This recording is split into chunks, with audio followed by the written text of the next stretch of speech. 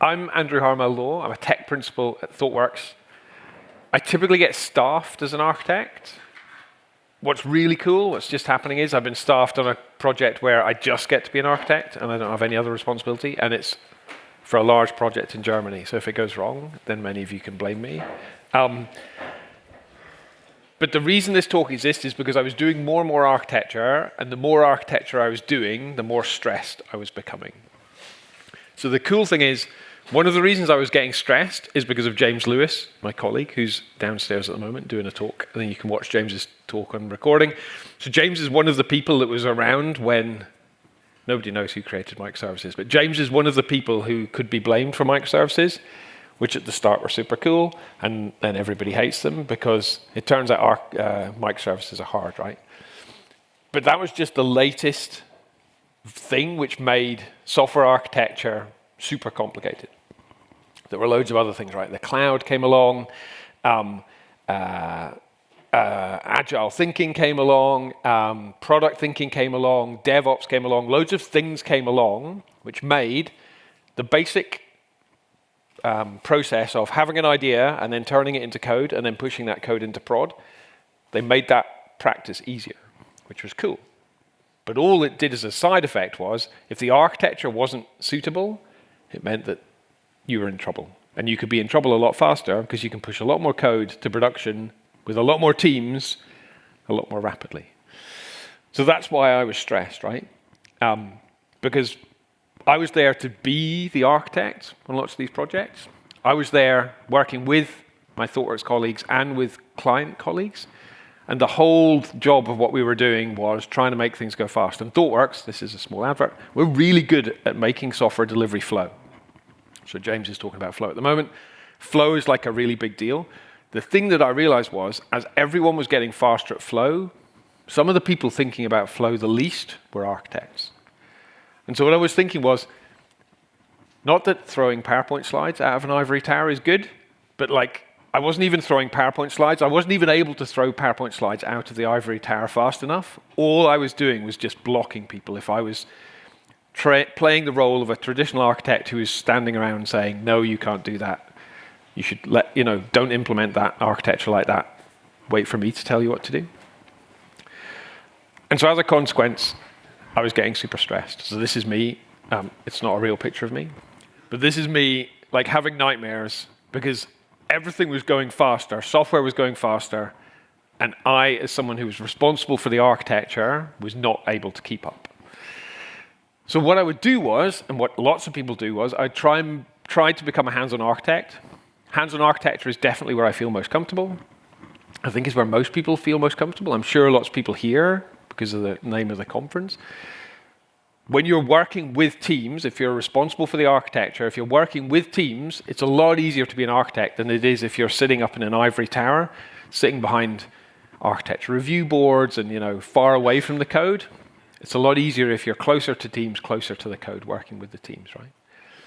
But even when I was doing this, I was still a bottleneck, right? So even when I was a hands-on architect, responsible for the overall architecture of products for my clients, whoever those clients might be, I was still the bottleneck. I was still the person that people had to get approval from or input from or all of these different things.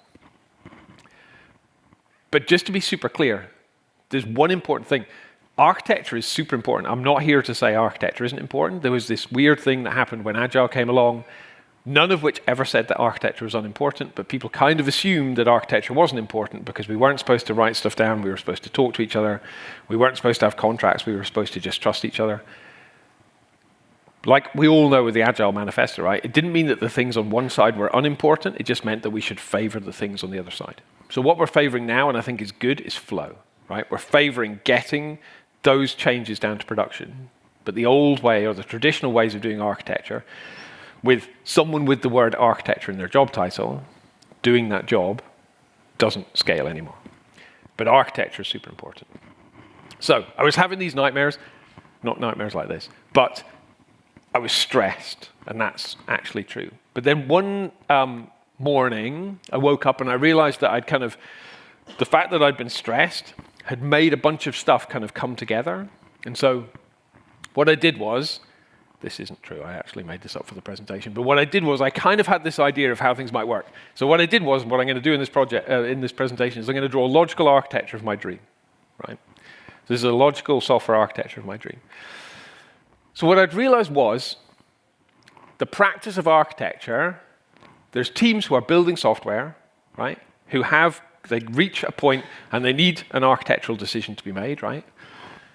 And then in traditional models where there is someone who's responsible for those decisions, they go to that person, me, the bottle, and that decision gets made with them or for them, however, right? But the decision happens, then the decision is maybe drawn in a picture, right, which is a little picture emoji, and then it goes to teams, and then the teams implement it, and it goes down into production. Because if the architecture, in production doesn't equal what's on the wiki, then the architecture in production wins, right? Diagrams on a wiki are not the stuff that's executing. So the thing gets into production, it's good. But if it was just me and one team, then I would be in the team, right? But I'm not in the team because there's multiple teams, because people think that you should have one architect that looks after multiple teams. So other teams would come and they would have other questions, and they would come to me and say, how can you make this decision for us, or can you help us? And then we'd maybe write some pages on the wiki, which is the little book emoji, and then we put it into production. So we still put it into production, and the thing that we all think we designed gets into code and gets up and running, which is cool. What's interesting, but not bad, but like interesting, see the little thought bubble? In the process of putting this code into production, this architectural decision into production, the team learns stuff. I don't learn it because I'm not there to see the code going into prod, right? I'm not there in the team watching it running. So there's a feedback loop that I'm not part of. Maybe if it's bad, like if something blows up, then I hear about it. But if it's good, I'm not hearing this feedback loop. But people want architects to scale even more, right? So they'll make you an architect responsible for even more teams. So what happens is there starts becoming a queue in front of the person who's responsible for the architecture decisions and accountable. Like if it goes wrong, it's your arse that gets kicked, which we might say in Scotland, or your backside, which might get kicked. So the queue forms, and that leads to me being the crying face emoji, because now suddenly, if I was faster, then everything would be going faster, and it wouldn't be my responsibility for everybody going slow. Because if there's backlog of decisions, then teams can say, well, it's not our fault. The architect, Andrew, is the person who's responsible. So I move fast, and I maybe start just having conversations in the hallway. I'm like, no, just do it like this. Just use MVC, or just use event-driven. Like, I do less and less architecture more and more rapidly for more and more teams. Who knows what gets into production, right? We don't know. Maybe it's the right thing, right? Teams are good at building software. Or we have a discussion, things go into production, and it blows up because the architectural decision was bad. So this is kind of my picture of how architectural decisions are made at the moment, right? It's got like 3 key stress points. Number 1, there's a bottleneck. If you were to build a system which scaled, like a software system, the architecture you would choose would not be one which had a massive bottleneck with a single kind of singleton, which is the architect sitting in the middle, right? Number 2, it's even if I did do really good design, or me and the teams collaborated, did an awesome design, because I'm not there to see the implementation, and I'm not there to see the feedback loop of this thing running in production, who knows what got into production, right? And even if it is the one at the bottom, even if the good decisions get into production and they're perfect, because we're all doing evolutionary architecture these days, which is good, right? We're not doing big upfront design and then just implementing it. We're making lots of small incremental decisions, and our systems are changing all the time. So everyone's moving through this process all the time, because that's what you want, right? You want lots of small decisions for you to find your architecture and evolve your architecture, right? So even if you manage to make it through this decision matrix successfully the first time, and successfully the second time, and the third time, and the fourth time, there's always a chance that something's going to blow up, right? One of those decisions is going to be bad. So how might we fix it? So if you go back to the drawing board, like if you're an architect, you're like, right, we're going to do version 2 of the architecture for deciding. This is what we always have. We always have teams, multiple teams. That doesn't seem to be going away, even with like Gen AI and LLMs, right? No one's saying we're going to have less teams. Everyone's saying, oh, we'll be able to write more software faster. Okay, cool. They're not saying let's write less software, which may be sometimes a good idea. So there's lots of teams that need decisions and then those decisions, somehow magically they happen, and then those decisions get implemented. If I was building a scalable system, I would do this, right? I would do something that was parallelizable, right? So it's decentralized, it's non-blocking, it's not got a queue, it's not waiting for me, right? So what would you do? So let's make a checklist of things that we want. One ideal thing that you would want is a decentralized way to make decisions. And that thing would sit in this part of the process, right? This way of doing things. And so there are multiple ways of doing this. As was mentioned at the start, I've written a book which talks a lot about one way of doing this. This is not the only way to do things. I'm going to say this in all the conversations so that when everyone says my way doesn't work, I will remind you there are other ways. But there is one way to do this, and it's called the architecture advice process. It's a complete rip-off of something called the advice process, which comes from trust organizations, and it's really simple. It avoids consensus, it avoids blocking, and it's completely decentralized. So this is the advice process. And it's going to fit on this slide. So you could kind of just do this, right? The advice process is anyone can make a decision, right? They don't have to go to an architect to get that decision made. But that sounds like it's going to be chaos. So there's 2 rules that come with it. The rules are, before making the decision, a team has to, or an individual, anyone, they've got to seek advice, not permission, just advice, from the affected parties. And a good way of thinking about affected parties is if your decision means another team or someone else has to put a story on their backlog, that's a good idea, right? So like if I change an API, I can just change the API, but I should speak to all the teams who probably have work to do to update their code to make it work, right? And maybe the InfoSec people or whoever. Plus, I should speak to people with expertise. So maybe they're not affected, but the expertise means like they did something similar in the past. You definitely want to know what happened. Maybe your present is different from their past, but you definitely want to get all of the expertise. So that's the architecture advice process. That's my talk. Thank you very much. That's it, right? Tick. The thing is, right, this talk is hopefully a 35-minute talk with 5 minutes for questions. I bet everyone here can think of a million reasons why this will not make it better, this will make it worse. Okay? If anyone, I mean it, anyone can make a decision. So even if you think you're the best software architect in your team, right, and you're annoyed that someone else with the word software architect in their job title keeps coming and telling you to do other stuff, even if you're amazing, those other teams are probably dangerous and they're probably going to make your life really complicated, right? But let's stick with this, right? So if we're going to do this, what else would we need to add to make this more likely to work? And we can list it, right? Number one, we're worried about people. I'm good at making architectural decisions, obviously. I wrote a book. I'm pretty smart. Everyone here, we think we're smart, right? We're software engineers or we're architects. We know how to do this. It's the other people. So I need to support those other people. I also want to know if, who's being asked for advice, right? If there's all of this, like someone keeps saying, why are you not using Java? You want to go and find that old architect who started doing software architecture in 2004, track them down and tell them that there are new modern ways of writing software like Kotlin, which don't involve enterprise architecture. And you want to know about all decisions, because even though you don't want to be involved in everything, you'd like to know what's going on. Right? So everybody has some awareness of what's happening. Because if it's happening everywhere, one of the benefits of the old system was you could go to the architecture review board and you could see the agenda, you could see what was happening. Now, everybody. And how we can do this? We can use ADRs, lightweight ADRs. So I did this talk once and someone pointed out I'd forgotten to explain what an ADR is. This is the bit. So if you know what an ADR is, hopefully you agree with me. It's an architecture decision record. I also thought that Michael Nygaard invented them until Ruth Mallon kindly pointed out that someone in the 1980s invented them. But Michael Nygaard wrote a blog, which everybody read, and I think it got on the ThoughtWorks Tech radar, and then it went boom. So Michael Nygaard did not invent ADRs, but he popularized them, which is why they're now used everywhere. My point is ADRs, they're not just records of decisions after you've made them. You can use writing an ADR to support the making of a decision. You start when you don't know what the decision outcome is. You can start before you even know what the decision really is. So how do you do that?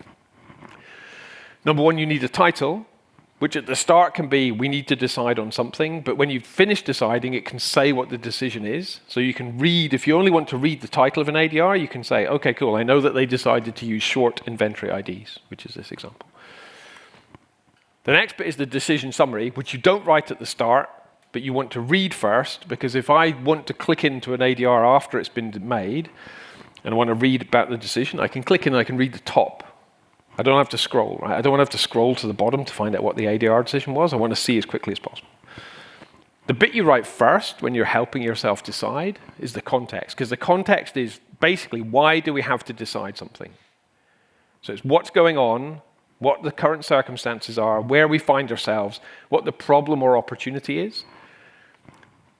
It's good that it's small because it makes you focus, like, not everything. The fact you had, like, I'm still eating quite a lot of tasty German baking for breakfast, that is maybe part of the context, but is not relevant for this decision.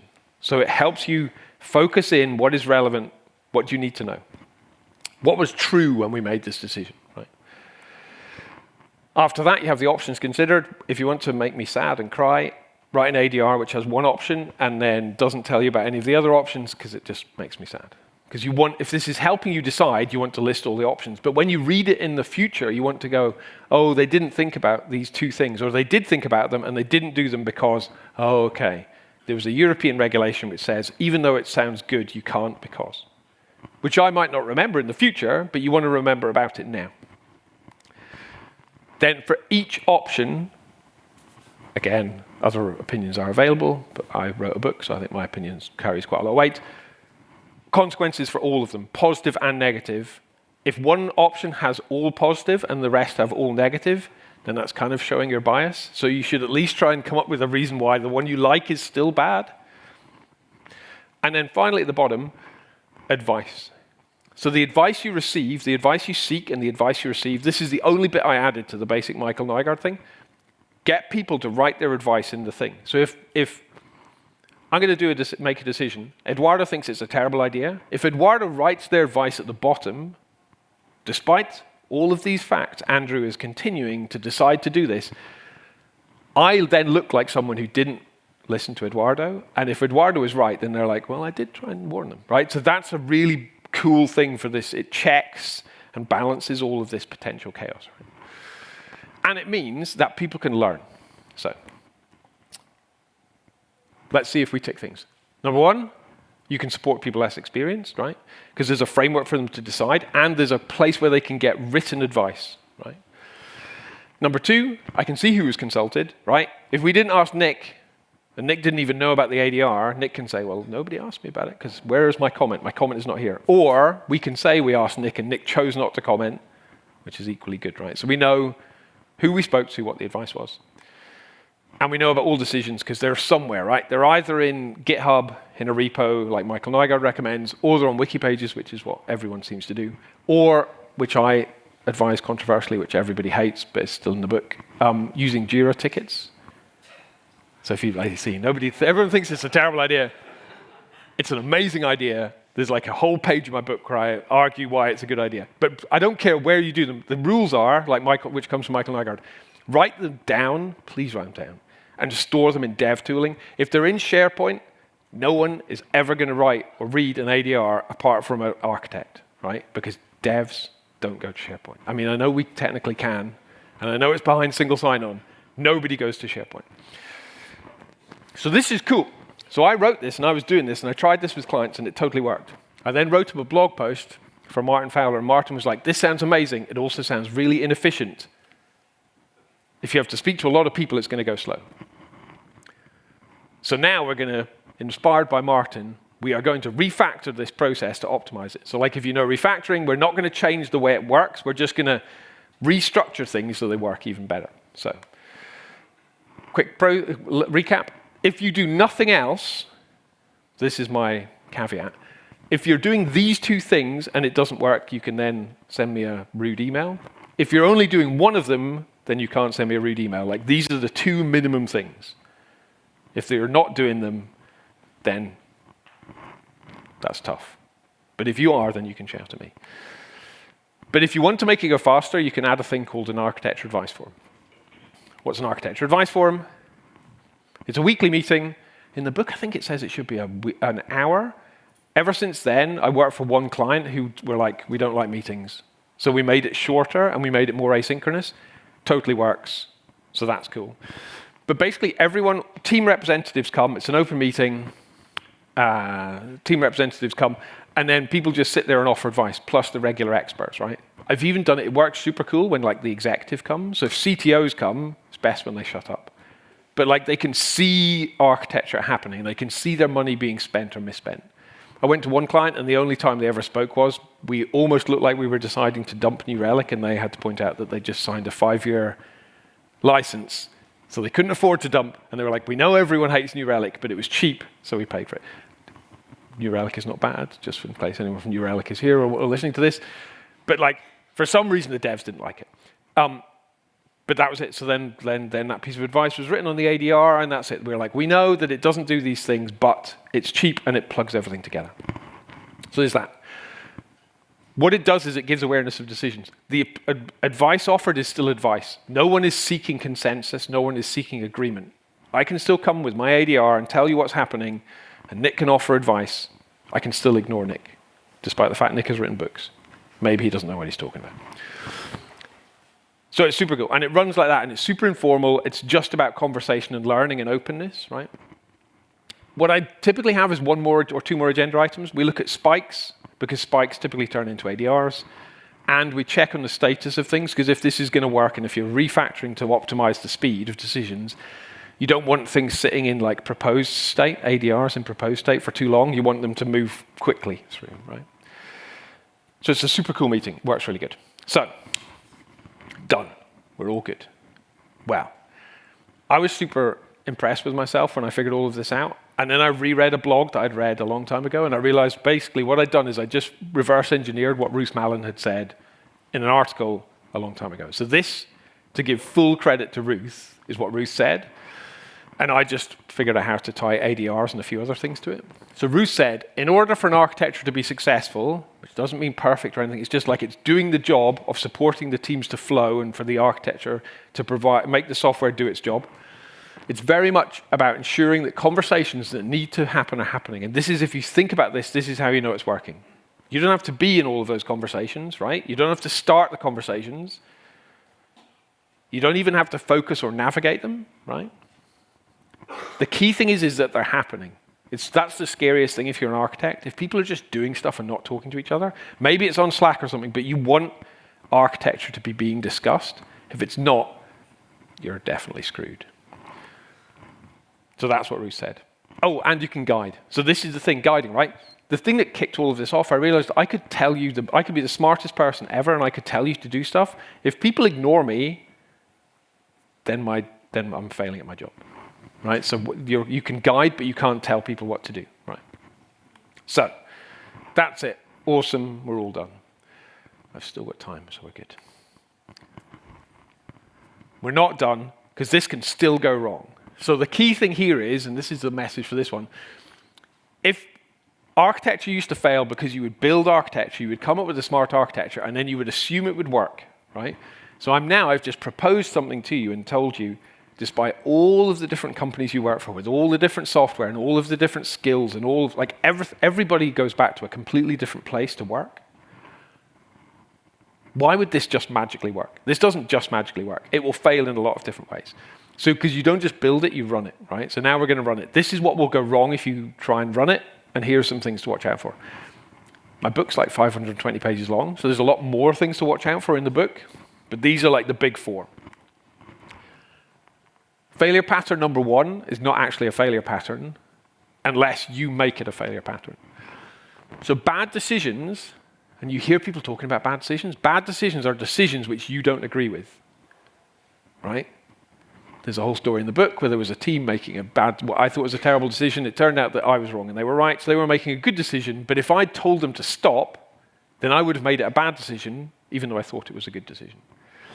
So what you want to do is, if people are if you're like, they seem to be deciding to do something where I don't agree, you want to offer advice, right? Like I said, like Nick's like, definitely don't do this. So we should capture what Nick says, right? And then Nick or me or whoever can be ignored, but you still capture it. And then you let that decision go. And what you want to do is try and make that decision get into to code and into production as soon as possible so you can find out if it is a good or a bad decision, right? Then if it does turn out to be a bad decision, then you want to say, right, what can we do to catch this in the process and to make sure everybody learns? Because you don't want to step in and say, right, you can make any decision you want apart from the ones I disagree with. Then you're not doing the process. It's all decisions, right? I'm not like, I trust you until you do something stupid. We're just guessing. Architecturally deciding is guessing, right? So you want to be like letting people do the job. So don't step back, step into it, let people keep going. So that's number one. Failure pattern number two really is a failure pattern. You've said, let's do this process, and yet nothing has changed. The people deciding are exactly the same as the people who used to decide. Nothing has changed. And maybe, this is because people don't believe, they don't trust that you've actually let them have this power to decide. Because it's a big deal, right? People are not expecting this to happen. So that's another thing. If the people deciding are just the same old people who normally go and sit together at the cafeteria or whatever, they're the things you need to watch out for, right? And the reason why this is bad is because if you're not expanding the number of people who can decide, you're not spreading out the practice of architecture, right? You're not really enlarging the conversation. You're just having the same old people talking to the same old people, right? Number three, which you sometimes see if number two is happening, off-the-grid decisions are like decisions which are happening, but no one's writing ADRs and they're not seeking advice because they're trying to do the right thing, but they're scared of being told to stop, or that they're stupid, or that they don't know what they're doing. So these are good. This is, again, a non-failure pattern, which could be a failure if you handle it wrong. If these things are happening, catch them, help people understand that they should be like following the process, but that their ideas are valid and that you want them to participate, right? You don't want to scare them off, because if you scare them off, you go back to failure pattern number two, and then the people who are doing the deciding are the same people who always used to do the deciding. 10 minutes, okay, this is good. The whole point of this is why Bruce quote is in this, you want the conversation to get bigger. And if it's working, you want it to get gradually bigger and bigger and bigger. Key point, you will never get everybody making decisions. Some people, and I get asked this a lot, they're like, but yeah, sometimes people just don't want to decide. Correct. Some people like to come in and someone else does the architecture and then they just implement it. That's good. Not everyone likes doing every single thing, right? So that's cool. It's not everybody architecture, it's anybody architecture. Anybody could if they want to. Maybe they don't want to this year, but then next year they're like, okay, cool, I've developed, I feel like I'm a more confident developer. I've watched all of these decisions happening and being made. So now I think I've spotted a thing where I could make something better, make an improvement, then I'm going to use the power of this process to make that improvement. And I'll seek advice from the people who I respect and the people who help me. But sometimes they start as these off-the-grid decisions, right? So you want to watch out for that and say, right, don't punish people. They're doing deciding, which is what you want. But you want to do is say, why were you scared? Maybe they didn't understand that it was an architectural decision. There's literally a whole chapter, which you can skip if you don't want to read it. But it's like, when I say architectural decision, I mean this, because it's not always clear, right? So if everyone's agreed what an architectural decision is, then we're like, right, so if it's an architectural decision, then you should have an ADR. If it's not, then go for it. Do what you like. Failure pattern number 4. This is the one. So people also ask, when does this not work? This doesn't work when there isn't any trust. The whole core of the approach is, it's based on trust. So I said it comes from trust organizations. If I don't trust that you will, if you're making a decision and I can't trust that you will seek advice and listen to the advice, you don't need to follow it, but listen to the advice of the people who are affected and the people of expertise, then it's not going to work, right? Same thing the other way around. If they don't trust that I'm going to properly speak to them, then it doesn't work. You need to slowly build trust. Lots of the book is about how to build trust. The weekly meeting, there's scientific research, which I can't remember if it's in the book or not, but having a weekly cadence, and the reason it's like a ritual as opposed to a ceremony. So you have agile ceremonies. Ceremonies are kind of things that happen to you. Rituals are things you participate in. So that's the idea, right? It's a thing that just builds trust, right? People come together, you hear architecture being decided, you offer advice, the point of advice, again, is it's non-adversarial. So it shouldn't be a fight, it's just a discussion. And I've seen it happen, it's magical. The word magic doesn't appear in the Martin Fowler blog post because Martin said people don't like magic, but it is magical. You see human beings collaborating, which is magical. So that's it. If that's not happening, then you're probably failing, and probably the old way, which is not, I prefer this way, the old way worked, it just didn't scale as much, didn't flow. It isn't broken, it's just very suboptimal. So this is what you can do. So, quick summary.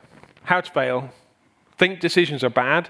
The only bad decision is one which hasn't been tested. Just like with, like when we like doing lean thinking, lean practices, inventory is bad. Like code which has not yet been merged into a main and gone down into production, that's bad, right? There's potential risk in there. An architectural decision which hasn't yet been implemented is like risk waiting to happen, right? So if that makes you think that you need to have small decisions that are very incremental and can benefit from feedback, correct. That's why spikes are amazing, because a spike is like a tiny architectural decision, right? But the cost of failure is tiny.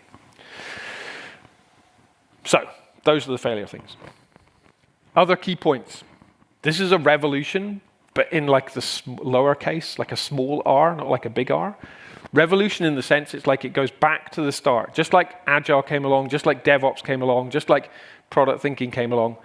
It basically kind of says, right, we've built up a bunch of practices which don't now work. If we sweep them away, like we did with the blank sheet of paper, and go, right, how do we need things to work now? Then we can pull back. Like ADRs are from the 1980s, right? I didn't invent ADRs, but we picked the bits that make sense and put them together in a newer, fresher, kind of cleaner way that more suits the way that we're trying to do software. So it is a revolution, but with a small r. Nobody's getting their heads cut off. And what you need to do is like foster a community, right? This is the whole thing. It's all about conversation. The title of the talk is that it's a commune in the ivory tower. That means there will be organization. It means there will be distribution of responsibility. It means that certain people will have more knowledge about certain things. Other people have more knowledge about certain things, right? It's not completely chaotic where everybody's running around doing everything, but it's self-organizing. This is the key thing, right? So you find your own team topology, right? You find your own ways of shipping to production. You find your own architecture and divide it in a way that flows and works. Makes sense for everyone.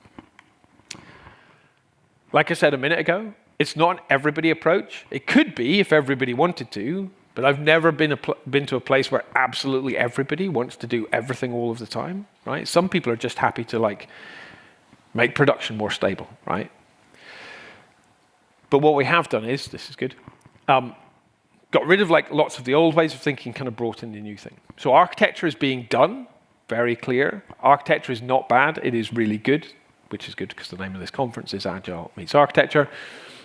It's super important, it's more and more important, but it should be spread out, right?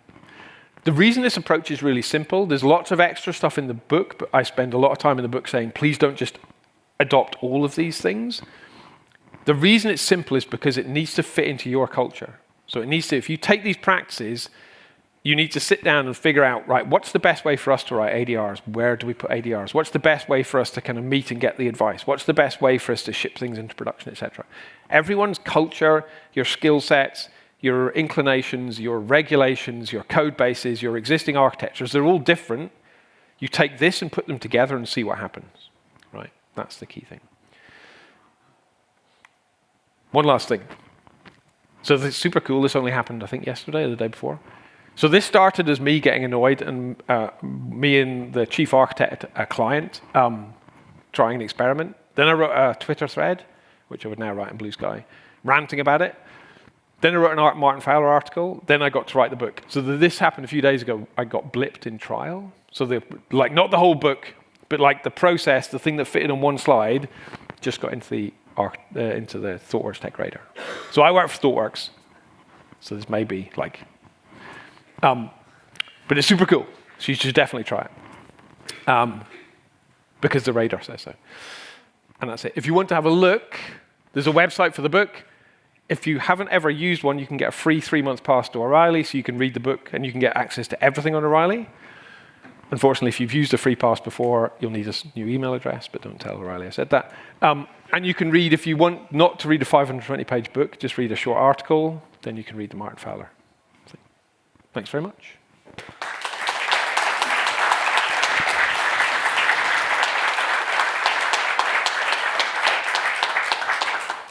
We have a few minutes for questions. No, that's too long. How opinionated, politically correct, or frank should an ADR actually be? I think it's a good question. Like, it shouldn't offend people, because that's rude. So I'm British, so don't be rude. But I think it can be quite... I've seen some really... Like, opinionated is good. ADRs are good because your name's at the top, right? If it turns out... If you read it in 6 months' time and you're like, that person was a jerk... Because they're supposed to be, when the decision is made, right, they're immutable. The decision was made. If we need to revisit the decision, we come back and write another ADR. So I think opinionated is good. I work with a set of clients who are South American. They had very strong opinions. And they would write them very bluntly in the comments, which were gigantic comments. But the decisions that came out, because they wanted to discuss, were awesome. So I think that's good. Especially like advice which contradicts things. You want to say, we're going to do this even though Costi, who's a very smart architect, but you know, well, he's a very smart architect, actually. I didn't disagree with him ever. But Costi, even though Costi says do this, we're going to do this because Kotlin's better than Java or something. So yeah, I would do that, but be respectful. Because if you want to have conversations, no one wants to have a conversation with someone who's a jerk. So. Thank you. I think this will be the last question. How do you ensure that decisions don't have a bias on short-term benefits that cause problems long-term? So this is where, like, if architects are facilitating conversations, architects are very good at, what's going to happen in 10 months? Or looking forward, looking more broadly, looking cross-team and looking at, like, kind of unintended consequences. That's kind of what we get used to doing as architects. This doesn't get rid of architects. It just means that decisions can be coming from you or from other places. So writing this down in ADRs is super cool. And not only does it help the decision, people who come along in the future can read it and go, okay, cool. So you build up a learning resource of all of these kind of things. And that's super important. So what I've started doing at clients now is we curate like a list of 15 or 20 key ADRs, some of which are just, this is why we're using AWS, and some of which are, this is a really beautiful example of very smart people having a good debate and talking about stuff when they don't agree, but they're actually discussing the technical question as opposed to some philosophical thing. So it's definitely worth it. Thank you. So there's a comment, and I don't normally read the comments aloud, but a number of people really loved your Down with Patriarchy sticker. Oh, cool, thank you.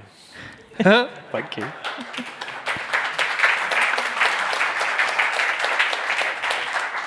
I was about to say let's thank Andrew again, but let's thank Andrew again.